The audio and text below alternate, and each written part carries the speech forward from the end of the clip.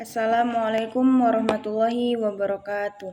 Alhamdulillahirabbil alamin wassalatu wassalamu ala asyrafil anbiya'i wal mursalin wa ala alihi wa sahbihi ajmain amma ba'du. Baik, yang pertama-tama marilah kita panjatkan puja dan puji syukur kita atas kehadiran Allah Subhanahu wa taala yang mana kita telah diberikan nikmat kesehatan dan nikmat kesempatan sehingga kita bisa berkegiatan dengan baik. Yang kedua, salawat berangkatkan salam tak lupa kita hadiahkan kepada ruh junjungan alam, yakni Nabi besar Muhammad SAW dengan melafazkan Allahumma sholli ala sayyidina Muhammad wa ala ali sayyidina Muhammad. Baik, di sini saya akan membacakan surah Al-Baqarah ayat 183 dan 184. Baik, saya akan membacakan ayat 183. A'udzu billahi minasy syaithanir rajim. Bismillahirrahmanirrahim. Ya ayyuhalladzina amanu kutiba alaikumus shiyam kama kutiba alal ladzina min qablikum la'allakum tattaqun.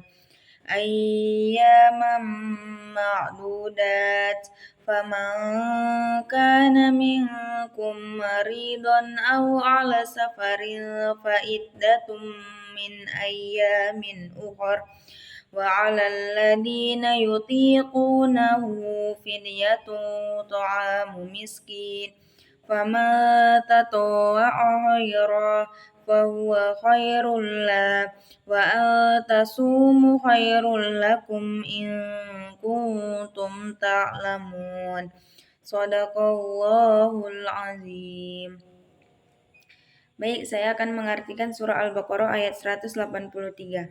Ya ayyuhalladzina amanu, wahai orang-orang yang beriman, kutiba alaikumus syiyam, diwajibkan atas kalian berpuasa, kama kutiba alal ladzina min qablikum la'allakum tattaqun, sebagaimana diwajibkan atas kalian sebelum kalian agar kalian bertakwa.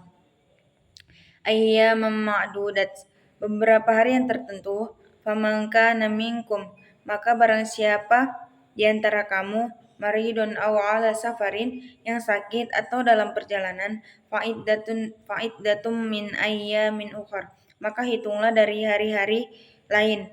Wa 'alal ladzina yutiqunahu, dan atas kalian menjalankannya mereka berat menjalankannya.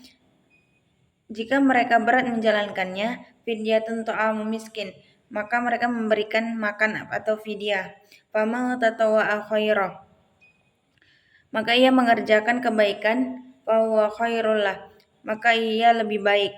Wa antasumu khairul lakum in kuntum ta'lamun, dan bahwa kamu berpuasa jika kalian adalah mengetahuinya. Baik, selanjutnya saya akan menjelaskan isi kandungan dari surah Al-Baqarah ayat 183 dan 184. Isi kandungan dari surah Al-Baqarah ayat 183 adalah, pada permulaan ayat 183 secara langsung Allah menunjukkan perintah wajib itu kepada orang beriman. Orang yang beriman akan patuh melaksanakan perintah berpuasa dengan sepenuh hati, karena ia merasa kebutuhan jasmaniah dan rohaniah adalah dua unsur yang kokoh bagi kehidupan manusia yang harus dikembangkan dengan bermacam-macam latihan agar dapat dimanfaatkan untuk ketentraman hidup yang bahagia di dunia dan di akhirat. Pada ayat 183 ini, Allah mewajibkan puasa pada seluruh orang yang beriman, sebagaimana diwajibkan kepada orang-orang sebelum mereka agar mereka menjadi orang yang bertakwa. Jadi, puasa sangat penting bagi kehidupan orang yang beriman. Kalau kita selidiki macam-macam agama dan kepercayaan pada masa sekarang ini, umum dijumpai menahan hawa nafsu dan lain sebagainya. Wahai orang-orang yang beriman, diwajibkan atas kamu berpuasa. Memiliki tafsiran bahwa puasa diwajibkan untuk mendidik jiwa, mengendalikan nafsu, dan menyadarkan bahwa manusia memiliki kelebihan dibandingkan hewan atau makhluk hidup lainnya. Kalimat pada arti orang-orang sebelum kamu memiliki makna bahwa puasa telah diwajibkan bahkan pada orang-orang sebelum umat Islam saat ini, mulai dari umat para nabi terdahulu, agar umat Islam bertakwa dengan melaksanakan perintah dan menjauhi larangan Allah. Perintah wajib untuk berpuasa karena ibadah tersebut memiliki banyak hikmah, seperti untuk mempertinggi budi pekerti. Puasa juga memiliki hikmah untuk menumbuhkan kasih sayang terhadap orang-orang miskin, orang-orang lemah yang tidak mampu memenuhi kebutuhan hidupnya, melatih jiwa dan jasmani, menambah kesehatan, dan lain sebagainya. Hikmah puasa juga bisa datang dalam bentuk kesehatan jika diperhatikan perintah berpuasa itu pada orang yang beriman. Orang beriman didefinisikan sebagai orang yang patuh dalam melaksanakan perintah berpuasa dengan sepenuh hati. Baik, selanjutnya saya akan menjelaskan isi tafsiran dari ayat 184. Menerangkan bahwa puasa yang diwajibkan ada beberapa hari, yaitu pada bulan Ramadan. Menurut jumlah hari bulan Ramadan 29 atau 30 hari. Sekalipun Allah telah mewajibkan puasa pada orang yang beriman, namun Allah yang maha bijaksana memberikan keringanan kepada orang-orang yang sakit dan musafir untuk tidak puasa pada bulan Ramadan dan menggantinya pada hari-hari lain di luar bulan Ramadan tersebut. Pada ayat tersebut tidak rinci atau sifat batasan dan kadar sakit dan musafir itu, sehingga para ulama memberikan hasil ijtihadnya masing-masing, di antara lain sebagai berikut. Yang pertama, dibolehkan tidak puasa bagi orang yang sakit dan musafir tanpa membedakan sakitnya itu ringan atau berat. Demikian pula perjalanan diserahkan kepada rasa tanggung jawab dan keimanan masing-masing. Pendapat sebagai ulama tafsir.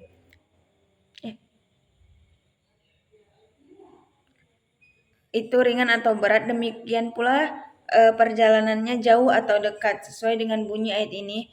Pendapat Ibnu Sirin dan Dawid Zahiri. Kemudian dibolehkan tidak berpuasa bagi orang yang sakit yang benar-benar merasa kesukaran berpuasa karena sakitnya.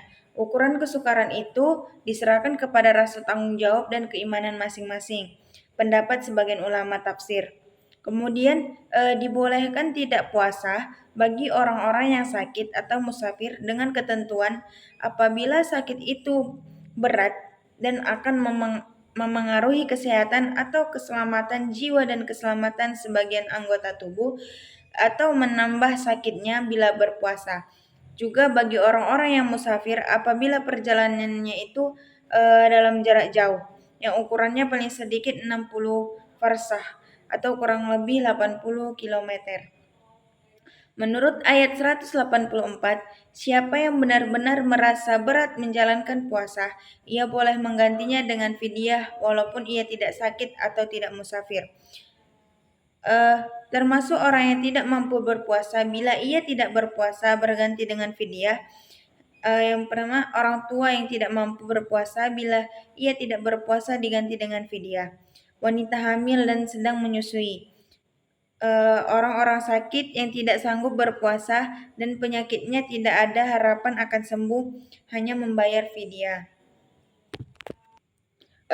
Akhir ayat 184 menjelaskan orang yang dengan rela hati mengerjakan kebajikan dengan membayar fidyah lebih dari ukurannya, atau memberi makan lebih dari ukurannya, atau memberi fidyah lebih dari ukurannya, atau memberi makan lebih dari seorang miskin, maka perbuatan itu baik baginya. Sesudah itu Allah menutupi ayat ini dengan menekankan bahwa berpuasa lebih baik daripada tidak berpuasa. Yang dimaksud sakit yaitu sakit yang tidak memungkinkan untuk puasa dengan pertimbangan berdasarkan saran dokter atau pihak kesehatan, atau juga berdasarkan rasa sakit yang dirasa pribadi itu sendiri. Kemudian musafir minimal 85 km perjalanan baik. Yang dimaksud baik ialah tidak ada unsur maksiat, menipu, ataupun tujuan mencelakakan seseorang. Bahwa untuk jarak itu kembali ke hati dan jiwa seseorang. Layak tidaknya dia untuk Untuk kodok di hari itu ditakar pada perasaan terdalam. Maksudnya apakah dia merasa ikhlas atau rela untuk tidak puasa karena dengan sedang safar.